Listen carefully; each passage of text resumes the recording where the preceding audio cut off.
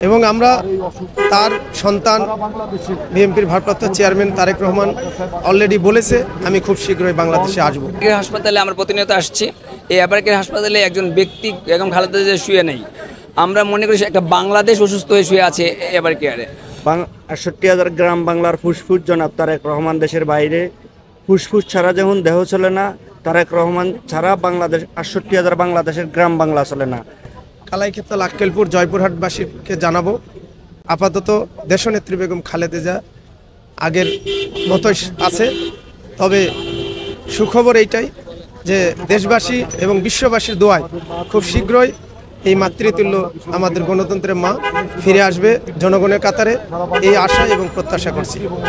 এবং আমরা তার সন্তান বিএনপির ভারপ্রাপ্ত চেয়ারম্যান তারেক রহমান অলরেডি বলেছে আমি খুব শীঘ্রই বাংলাদেশে আসব। তাই বাংলাদেশে আসার জন্য উনিও অধীর আগ্রহে বসে আছেন। খুব শীঘ্রই অল্প সময়ের ভিতরে তিনি তার মায়ের কোলে চলে আসবেন, এই প্রত্যাশা আমরা দেশ ও জাতি করি। না, এই ব্যাপারে বিএনপির হাইকমান্ড এবং তারেক রহমান নিজেই বলেছে যে আমি খুব শীঘ্রই বাংলাদেশে চলে আসব আমার মাকে দেখার জন্য, দেশবাসীকে দেখার জন্য। এবং দেশবাসীর সিদ্ধান্ত অনুযায়ী উনি আসবে এবং যখন আসবে দেশ ও জাতির সামনে উনি সাক্ষাৎকার দিয়েই বাংলাদেশে আসবে, যেন দেশের সার্বিক পরিস্থিতি সকল কিছু মিলেই যেন অনুকূলে থাকে। আমার নাম মোহাম্মদ আব্বাস আলী, সাবেক ছাত্রনেতা, ঢাকা বিশ্ববিদ্যালয় এবং জয়পুরহাট ২ আসন থেকে মনোনয়ন প্রত্যাশী। দেখুন, আমি আবারও বলি আপনাকে, এই অ্যাবারকের হাসপাতালে আমরা প্রতিনিয়ত আসছি। এই অ্যাবারকের হাসপাতালে একজন ব্যক্তি এবং খালেদা জিয়া শুয়ে নেই।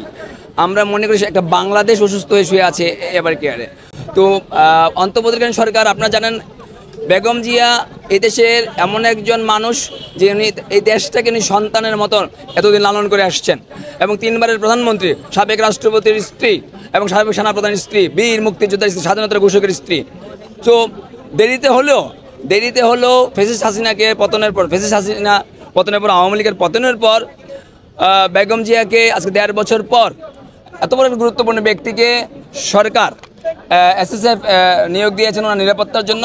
সরকারকে ধন্যবাদ জানাই। সেই সাথে সরকারকে জানাতে চাই আমরা লক্ষ লক্ষ কোটি কোটি নেতাকর্মী আছি, দেশপ্রেমিক ছাত্র জনতা আছে। বেগম জিয়া এবং জিয়া পরিবারকে নিরাপত্তা দেওয়ার জন্য আপনি দয়া করে অন্তত তারেক রহমানের পাসপোর্টে ফেরত দেন, উনি আসুক। আপনারা এসএসএফ দিয়েছেন, ধন্যবাদ। এবং আমাদের যে আমরা নেতাকর্মীরা ইনশাল্লাহ জিয়া পরিবার নিরাপত্তার জন্য যথেষ্ট।